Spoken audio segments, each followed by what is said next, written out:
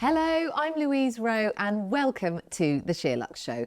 We not only have great chat, but we also have fab content this week. Lou and Nana pick 6 key wardrobe staples and style them 12 ways. Plus Charlotte interviews founder of Monday Swimwear, Tash Oakley, who turned posting bikini shots every day on Instagram into a $1 million business.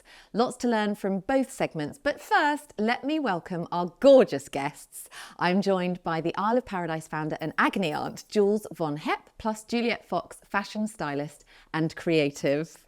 Welcome, guys. Hi, babes. Oh, it's good vibes already on set. Oh, always. Also, she's a vision today in brown. Honestly, it's Vision. stunning. That's very kind, because I'm loving the pink. Thank Yeah. you. I feel like we're doing like monochrome and then like all the colors together. Yeah. Standard. Brown. Love it. You designed that. I did, yeah. So this is actually from my latest collection with Laborel. And we've got, I think, 19 pieces in the collection. And this is the one that feels very on brand. It actually started out like a classic blue denim. And then I thought, oh, that doesn't feel very me. I'm like classic, but then like dramatic. So we had to like make it feel a bit more like myself. So we made it pink, and then we put like some threads to run through it that have all the colors of the collection. So if you look closely, it's got like all these little threads that run through, and now it feels more like something a bit more special. The texture, it's a lovely mole. Thank you. And true story, you're going to buy a tree after this in that outfit. I am, yeah. This is my tree wearing outfit. I thought I dressed down for it. I a light am good to fig my leaf. tree. You're not getting any discounts. I feel like she's gonna double the price and I get it. Like, it was £100 and now it's 300. All right, pink lady coming. Okay, first topic today. This is really interesting. Trini Woodall, who I really admire, came out yesterday and said she is prepared to cut people out of her life if they are a mood hoover, a phrase I haven't really heard before. Although my granny always used to say friends can be radiators or drains. There are 6 types. Did Trini say this or did we look up the 6 types? Trini said this, right? So I'll whiz us through and then I want to hear your thoughts because I'm on the fence. The chatterbox, right? So she's saying you should ditch the chatterbox friend if conversation is not two-way and they just ramble on unfiltered and don't listen to you. The negative Nelly, we all like a moan, but someone who is like super down the whole time could bring you down. She's ditching them. The gossip, shocker. Right? If someone's too gossipy, it can make you anxious. I hear that one. The showboat, what?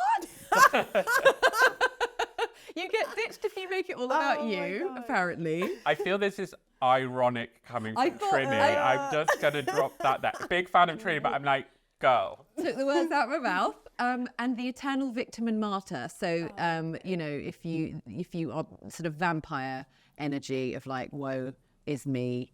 I took one for the team every single day. Yeah. So what do you guys think? Have you ditched anyone? And what? I actually agree with what Trini has said in the fact that you can split camps and say there are energy radiators and mood hoovers. So some people call them mood vampires. They just suck all the life out of the room.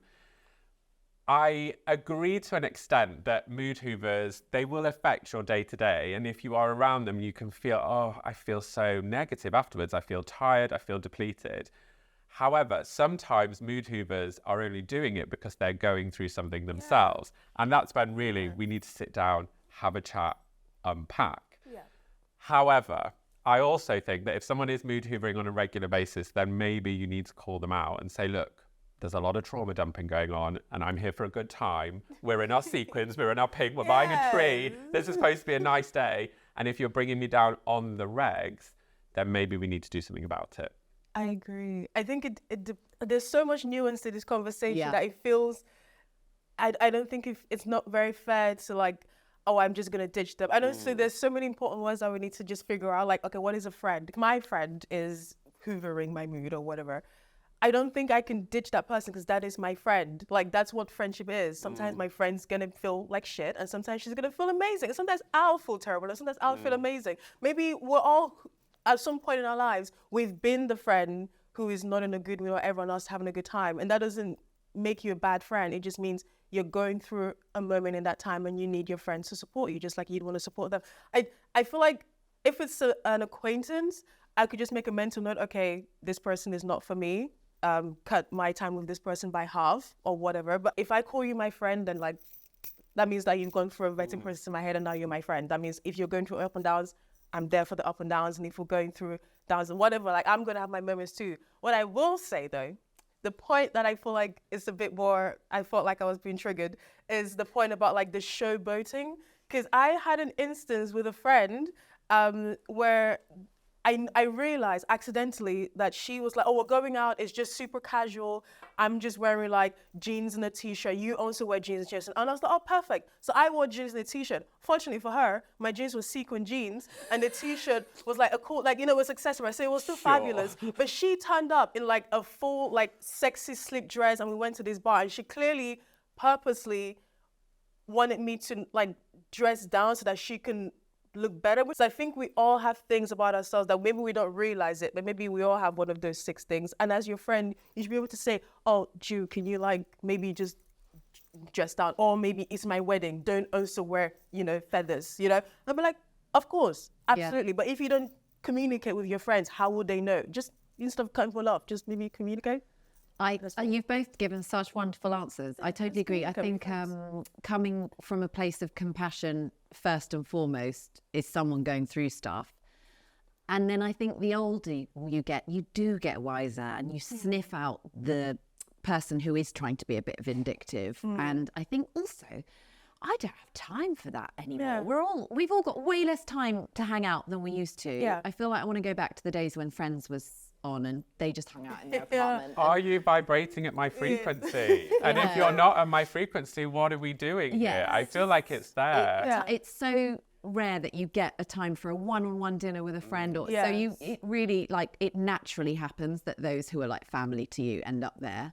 But I think my wedding, it's funny, I was like, dress up, and I think you want that because you're like, it means you're really excited for the day, and they're showing you that they care. So I think it all kind of, it's all about the spirit in which it's shown. Exactly. Yeah. The vibe. But I also think that pessimism is a form of protection. And when people are being pessimistic and they're putting the negative forward, it's usually because there's something going on behind the scenes and they're trying to protect themselves from being raw and open and trusting within the environment. So if you have one of your good friends that is becoming pessimistic, is becoming a mood hoover, I would definitely sit down and like try and have a conversation, because often there's something going on that you're maybe not aware of. Exhibit friend turning up in dress, screaming something's going on behind the scenes. We had a very interesting discussion about it, and I realized that sometimes when you're a person who is naturally like flamboyant and you have a friend who's maybe naturally like an introvert, sometimes they feel like when you're in the room, they're not seen or they're not heard, and it makes them like, you don't mean to, but it makes them feel like, oh, I'm, you know.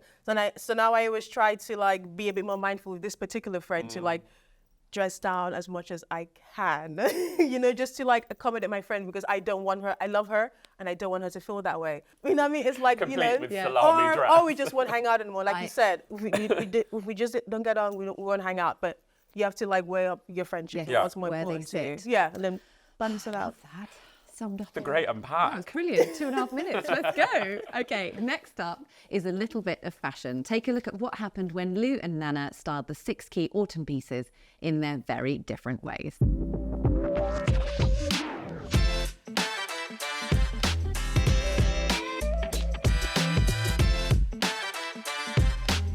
On this week's podcast, we discuss whether having a TV in the bedroom really kills your sex life or not. Especially in your room. Oh, yeah. You think you were having a threesome.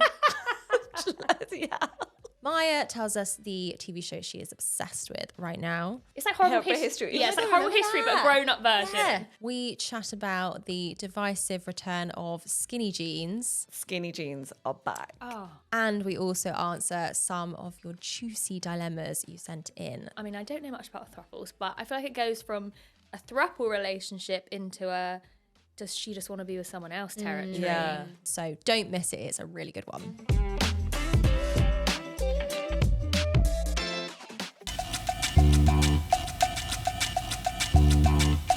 Today, Lou and I are going to style 6 staple pieces 12 different ways. We obviously have a very different style. Very different. So you are going to get 12 different looks, hopefully providing some really great inspo. Lou, what pieces are we working with? So we're going for classic core. We've got a black overcoat, a check blazer, a brown knit, some black tailored pants, a blue shirt, and a long line grey wool skirt. So classic items, whether they're investment or you buy them on high street, I feel like everyone's probably got something similar in their wardrobes. So we're going to show you some fresh inspo of how to style it, and everything's from our own wardrobes. Yeah, enjoy.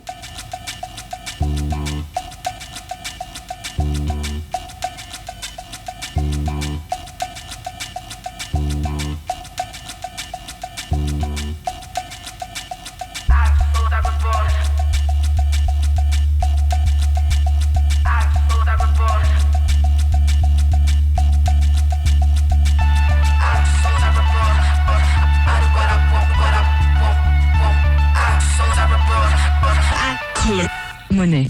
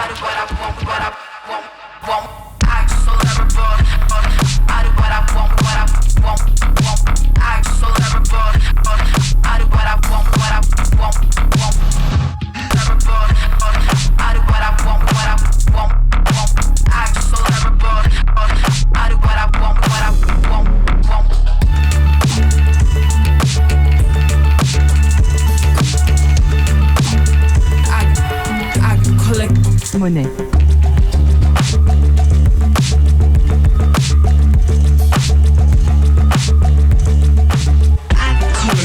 Money.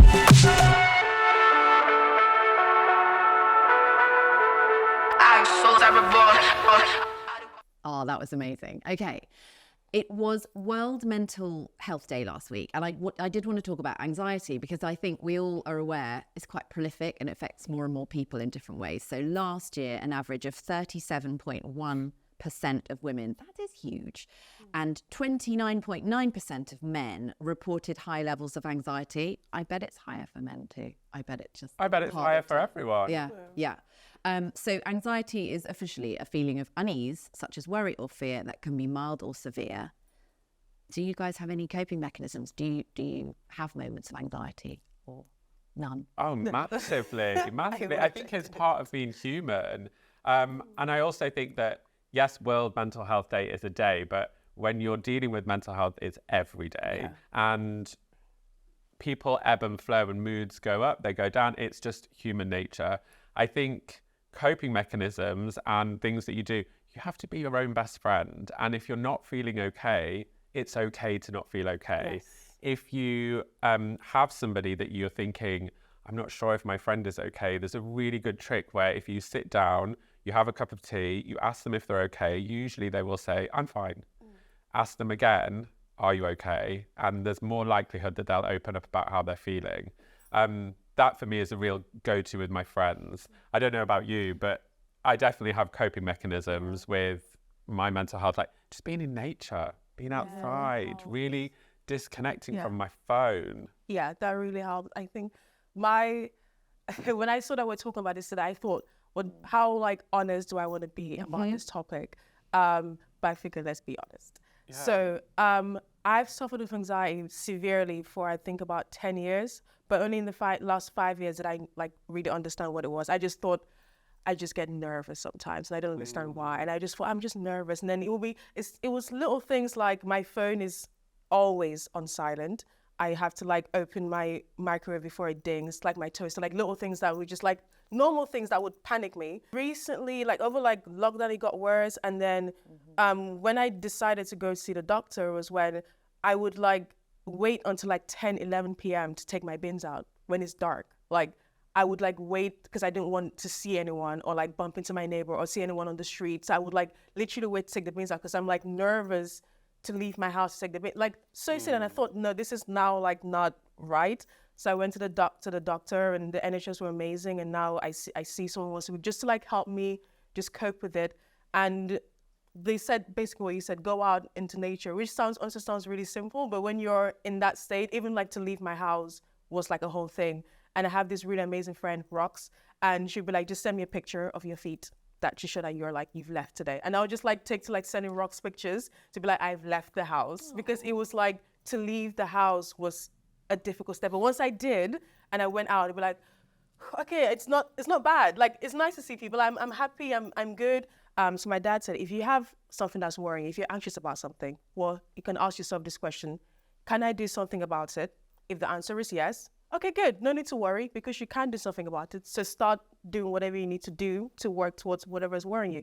If you can't do anything about it, then okay, there's no need to worry about it because whether you worry or not, there's nothing that you can do about it. So I always have to, sometimes I forget also a dad and he'll be like, okay, what can you do about that?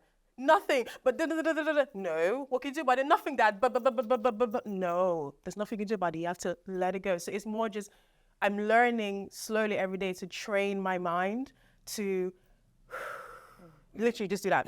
Just breathe, nature, and anything that helps you to like just recenter. Because I promise you, once you do that, you realize actually it's not that bad. It's actually okay. And then it's just one day at a time. I think as well with mental health, thank you for sharing that. And also to really relate with what you're saying about taking a picture of your feet just to show that you've gone outside. It's having that friend that you almost feel safe with sharing. That's such an important thing. And I think with mental health, if you had a leak in your kitchen ceiling and you could see water coming through, well, what would you do? Fix it. You'd fix it. Yeah. But with mental health, you might know that there's a leak going on in your brain, but what happens if you don't fix it and you ignore it? Well, it's the same as what would happen in the kitchen ceiling. Getting help is not a shameful thing. It's lots of people do it. I've had therapy. I've been through things, and talking to someone has really helped. Journaling also I find extremely helpful just to get everything out.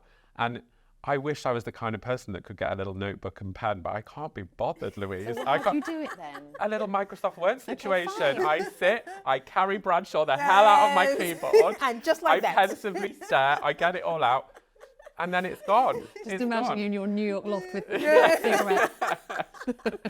But somebody once said to me that depression is often linked to worrying about the past, and anxiety is linked to worrying about the future. And sometimes when you can box things up like that and compartmentalize things, then actually moving forward is a big thing. And like you were told to just go outside, take tiny steps. The tiny steps that you take today will massively have a positive effect to what will happen in the future. Yes, World Mental Health Day is a day, but every day we have to prioritize our mental health just like we would our physical health. Yes, 100%. I think it's obviously a huge scale and in severity. And when I felt very anxious, which is quite often, especially since having children, which I've since read can be a sort of like hormonal influx. No, I've heard that too. And there are some things that have really helped me. Classical music in my ears. If I'm on, I often get quite anxious going on the train and the tube and it's hectic and it's rush hour and that just zones me out. And these are just small things, but they help me. Ashwagandha, I found that absolutely life-changing. I take that every morning and it is to calm down the nervous system. I also did some nerdy research into the physiology behind anxiety. And I'll make this quick, but that massively helped me, because once I could understand the science behind what your brain's actually doing, and it's going into fight or flight, it thinks that there's an emergency. It was a very interesting insight into almost seeing anxiety as it's actually sort of part of you that's your friend. It's trying to help you. It thinks you're in danger. It's biological. And the person that I ended up speaking to said, imagine that person sits next to you on the bench and they're like, oh, I'm trying to help you because I think there's danger. And you're like, there isn't. It's cool. But you can, just calm down. But they're not your enemy. And I think this deserves a much longer chat. It really But that massively helped me to reframe how I saw it and what was going on actually inside the body on a chemical level. I love that. I had a moment with my mom and my sister, because for a long time I was trying to explain what anxiety is, and they just didn't understand. We just understand, if you've never been there, you just wouldn't get it. And I wish I wasn't there. But we went to watch Inside Out 2. I don't know if any of you have seen it. And we all cried. And for the first time I felt like we left that cinema and I was like, do you guys, like, my mom was like, I get it. Yeah. Like, I understand what it is. Because the character of anxiety was like, I'm just trying to help Riley. Like, I want to protect her from this. And then it's like, you can see it building up to where she has an anxiety attack. Just seeing it like that, I feel like it's such a great way to, if you have anyone who struggles with anxiety, you're trying to understand what it is, maybe just watch Inside Out 2. Promise, it's like such a simplified way, but they are great so films. effective. So clever. And I felt so seen. And it was like, and adults in the cinema of these kids, and they were like, and I'm like, oh my God. This is therapy. I'm bonding. It's so good. Thank you, guys. Right, on to the next. Charlotte caught up with Tash Oakley, one of the OG influencers starting out as an Australian Instagram model. She rose to prominence with her A Bikini a Day blog, and she then went on to launch the really successful retail brand Monday Swimwear. She shares her beauty, business and life lessons.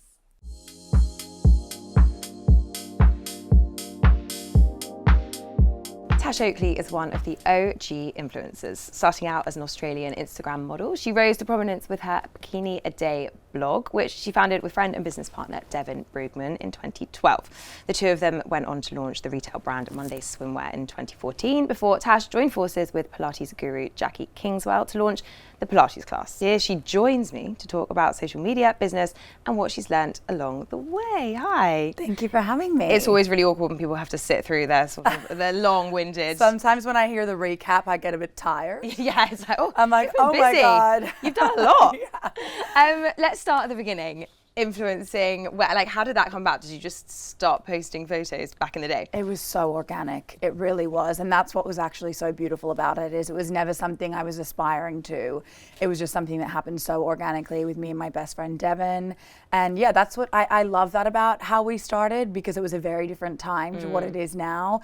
We were really just, hanging out in bikinis. I had a production company. We were shooting behind the scenes of swimwear brands, and it was just so much fun. And people kind of, I think, fell in love with our friendship, how much we loved the beach, the sun, and our obsession with swimwear, of course. It's hard these days for people to imagine what Instagram was like in 2012, or like back in the day. It was just such a different thing, with the wasn't it? Kelvin filter, the orange one, the borders around the photos. Wait, everyone was just taking photos of coffee cups, basically, and that was it. And it was a simpler time. It was much happier. It really was. You've written a book now about entrepreneurship. So kind of, can you talk me through the kind of entrepreneur journey that you've had?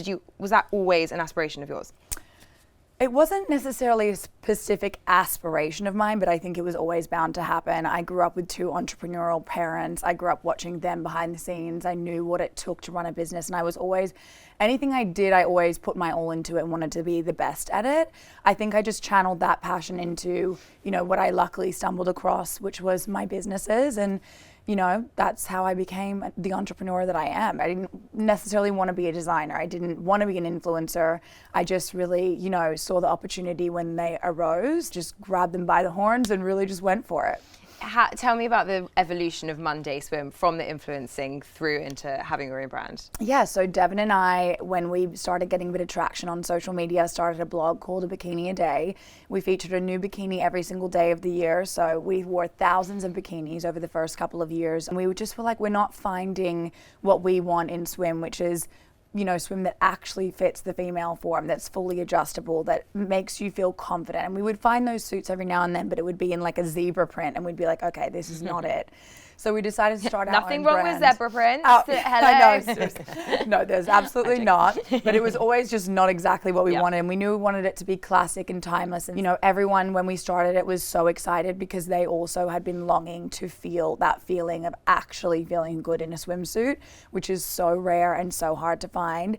And still to this day, like, we have customers when we do pop-ups that literally cry because they've just never found a top that has fit their bust or their cup size like Monday has, or they've just actually never felt confident in a bikini before. And I can truthfully say that Monday moment of trying on the bikini or the one piece or whatever it is, and just actually feeling confident and sexy and good in your swimwear, it's a really special thing. I'm really excited that we've been able to create that for so many women. How do you do that? Like, what is the design process? What do you put into your brand that makes it different? It's really rigorous. We really fit on multiple different sizes. So in the industry, the standard is they fit on a size small, some people on an extra small, which is kind of crazy. And then they just scale up from there. All of the sizing just scales up. So we actually fit on 3 different body types and sizes. And we have something called the V range, which is our voluptuous range. We don't want anyone to feel like they're wearing an extra large, an XXL or a triple XL. So we have voluptuous, very voluptuous, and very, very voluptuous. So we fit up to a G cup and a size US 20, which is, amazing and a great start for us as a brand and something we aspired to do from the very beginning. It's kind of insane that not everyone is designing swim in that way. But anyway. I know. And hopefully one day. The clasp backs, a lot of people will say to us, can you do some clasp backs instead of ties? And we're like, no, we can't, because how is a one size clasp back meant to fit multiple different cup sizes? You can be a G cup and have a tiny bust, or the opposite. It's not one size fits all. So yeah, we like it to be as adjustable as possible. Love that. Tell me about Pilates. How did you make that into a business? Presumably it was a passion. It really feels like it all just goes together with this lifestyle around swim and health and wellness. And I actually, in Australia, when I was there during COVID, and I was training with my Pilates trainer, Jackie Kingswell. She's definitely hands down the best trainer I've ever had anywhere in the world. All the studios shut down. She essentially lost her job at that time, and she did an online class, which I was really hesitant to do because I loved going into the studio and I loved having the private one-on-ones. I did the class and I immediately called her afterwards and said, it felt like you were in the room with me. That was the most amazing online class I've ever done. And I just said, let's offer this to the world. Let's turn this into a global brand. And we basically, over the next 3 months, worked our asses off and launched the company. And it blew up because it was right time, right place, obviously with COVID and everyone being inside. She's amazing. I can't speak more highly about her. What's the long-term goal for that business? What would you like it to look like? I think just growing globally more and more. We do pop-up studios. We're in 118 countries. We have thousands and thousands of members around the world, and just connecting with them, continuing on the path that we're on, because really what it is so simple. We don't really need to expand that much from what we're doing, because just like Monday, your product speaks for itself, right? And when you divert too much away from that, or you try to do too many things at once, I think it, distracts you or distracts the customer from what is really your main product and what is really good. So for us, it's really just focusing on continuing what we've been doing. What motivates you? I have this thing about just having a momentum in my life. The fulfillment of seeing something you've done succeed and then moving on to the next thing and seeing that succeed. And whether it's the book, whether it's the Pilates class, whether it's Monday, it's just like this constant momentum that I love the feeling of. It's like a rush for me. I know you've written a book all about this, but what's the number one piece of advice that you always try to give aspiring entrepreneurs? Not everyone knows what is involved in running a business day to day. Not everyone knows what goes on behind the scenes. I certainly don't have the time to share it on my Instagram. And it's not glamorous. It's exhausting. The weight of the world is on your shoulders, and you have to really, really, really be obsessed with what you're doing. You have to love the idea so much so that you would live and breathe it all day. And the first few years is always exciting, but I'm 10 years into Monday now, and you have to be able to maintain that excitement. Luckily, the companies I've started, I really love, and any that I don't have anymore, it's because I didn't feel the same passion about them, and I've started several along the way. It's going to become your priority. It's your baby now. And the book really goes into the ins and outs of everything that's involved. And I think by the end of it, people are going one of two directions. They're either like, okay, let's do this, like I would have been at 21, or they're like, I never want to own a business. This sounds horrible. And I love being able to give people that clarity, because entrepreneurialism is alive and well. It's everyone's dream to own their own business, and it can be absolutely amazing and so fulfilling, but you really have to go in with the right intentions, and you have to really, you know, also know what you're getting yourself in for. Not for everyone. Yeah. I can't have you here and not talk about, you know, a bit of beauty, a bit of, let's talk, can I ask you about your beauty essentials? My skincare, I've really got it nailed down now.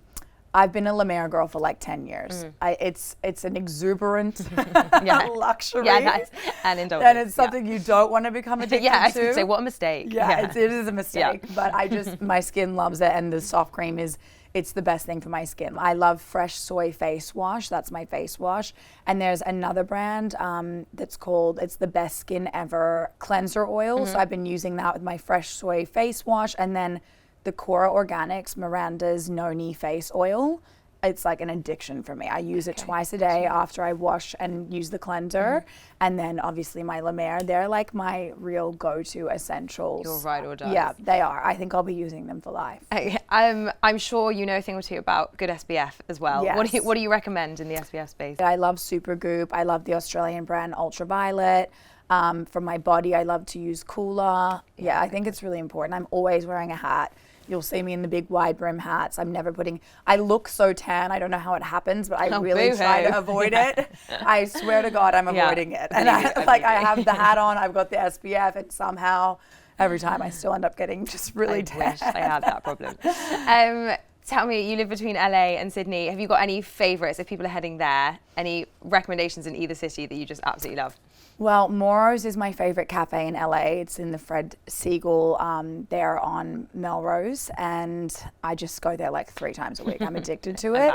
Yeah. And then in Sydney, there's so many great restaurants, so many great things to do. I love Bill's. There's actually by Bill Granger one here as well. There's a couple of Granger and Co.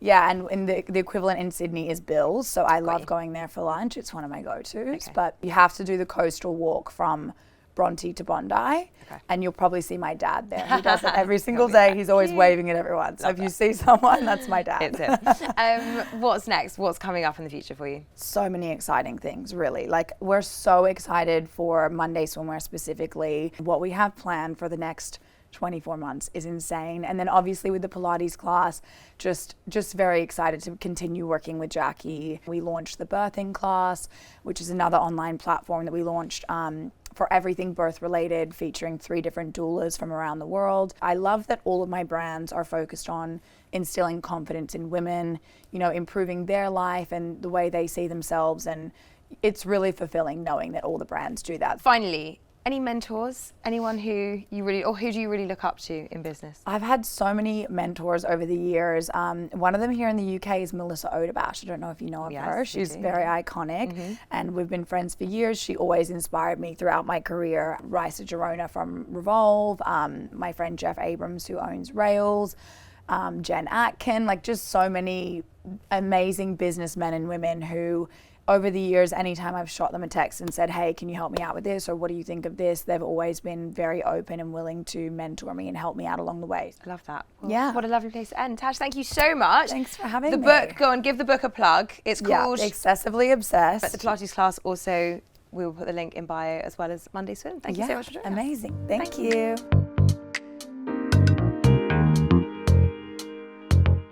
Wow, what an inspiration. Speaking of being inspired, what's on your list this week, Jules? Simply Jamie, babe.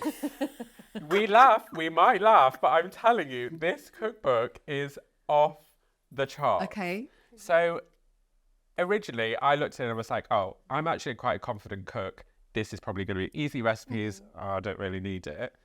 No, it's amazing. It's designed. Standard. Girl loves quinoa. But it's designed also for busy people like myself. You only need like 5 or 6 ingredients. It's super easy to cook. The pinto beans off the chart. Like, girls on my team are cooking from it. Everyone's bringing it in for lunch the next day. They're all obsessed. It's a really cheap book. It's not expensive. Great Christmas gift, because I know people are thinking about that coming up. I'm a massive fan. Okay. Is it like one pot stuff, or do I need more than one? Would you like me to open? Simple. Would Yeah, you like me to open and something. walk you through? Oh. Oh, yum.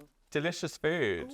Really easy. Cheesy bolognese burger. Yeah, we're a big fan. Okay. Big fan. it. And great for busy mums as well. Okay. Thanks. You're Love welcome. that. Love that. You're Love absolutely Jamie. welcome. Does it still do his Christmas show? I don't know. Get him back on. Let me put a call in. I shall put a call in right now. Call in right Hello. What else have you got? What else have I got? Come on. Oh, Okay. this is you. Yes, yes. So, at this time of year, skin, I cannot bear it when my wardrobe's great, the sky's great, the building's great. I look at myself in the mirror, I'm like, girl, you look grey. And I'm going to shout out my own. Isle of Paradise Green Drops. I'm telling you, these keep me glowy, vibey, and at a certain level through these winter months. I'm telling you, 2 to 4, I maybe put in 8 drops in my moisturiser, put it on my face. It just hides fatigue, hides redness. And then I'm going to shamelessly plug our second, the Sunny Serum. Ooh. This is a tinted moisturiser. You can wear it 4 ways, highlighter, across the décolletage, mixed with moisturiser, instant tan. But it, again, just delivers that holiday glow, whatever your skin tone. I'm so obsessed. I love the packaging. Yeah, I was literally going to say the same thing. It looks so cool. Well, maybe I will give you one of each. about Barbecue time. lady. We were hinting. been on the show It's twice way with me, too long Jules. to catch our hints. Where's my rat basket, bitch? It's coming. What have you got? So I've got this journal. Like you, I'm actually not great at like pen to paper. Only when I'm like drawing. So I love doing illustrations. But I started writing my thoughts down, and it really helps. So this is the 5-minute journal, and it's really great because it gives you like little, I'm gonna open where I haven't written.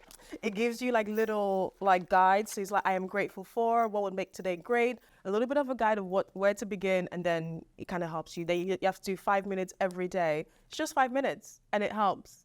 Like baby steps for me. Also, work on my little the bit fabric, to help. the marl Yeah. fabric, really, really. See, we're all about matching, accessorizing, meant to have and make fashion. That's all we do. Listen, it doesn't have to be mutually exclusive. In fact, I think.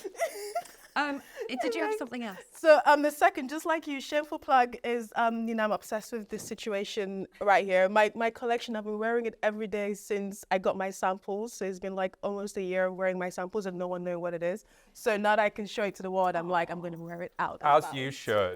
And what's It's fabulous. the name where we So can it's find just Juliette Foxx for Labour Rolls. If you go to labourroll.co.uk, you can get Love full it. collection. Gorge. I've got the tote bag of the season. This is I designed it, and it's part of my brand Charlotte in England, and it's free with the purchase. But I'm just very into rust at the moment. Yeah, Give me the rust. Yes, look at that. And a bit of a harlequin. And I also just wanted to make it big enough for things, because I feel like there's nothing worse than a tote and then you need a second tote because it didn't fit everything in the first. Multiple toting is not where it's at. Crazy This bag is- lady. This is life. And then last but not least, we were mentioning it off camera, TV show I'm about 3/4 of the way through is called Joan. Yeah. And it is Sophie Turner, who is the actress from Game of Thrones, and she was married to one of the Joe bros. Joe. Yeah. Or was it Joe? Yeah. Anyway, she's amazing. And it's filmed in the UK, and it's a true story of a diamond thief in the 80s.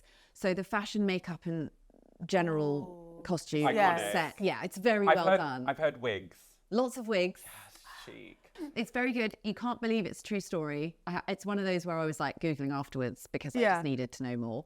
And it's quite dramatic. But I just love when set design in a period drama is done well. I don't care what era it is. I just love it. And like there's an old antique shop in Henley near where I used to live, and he's got all the kind of the cereal box and the Oxo cute and everything from each era. And he said people from the Crown used to go in and take things from, they're doing 1967 and it needs to be a kitchen. That's so cool. I absolutely I love set design. I find it Yeah, fascinating. honestly, it's like I sometimes try to see if they've missed anything, and like they usually haven't. I'm like, is there a car that wasn't made Yes. in the time that this is set? And if you watch it But with it's someone so who's cool how older, I was watching something with my dad the other day and I was like, oh my gosh, that is literally how the kitchen looked. The fairy liquid bottle's perfect and all that It's stuff. amazing. Anyway, God, we've covered the world this morning.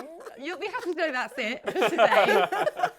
Thank you so much to you guys. And of course, to Nana, Lou and Tash. Next week, Charlotte is back with more great guests and fabulous content. In the meantime, we would love if you could comment below, give us a thumbs up and do subscribe if you haven't yet. Have a lovely day, guys. Bye.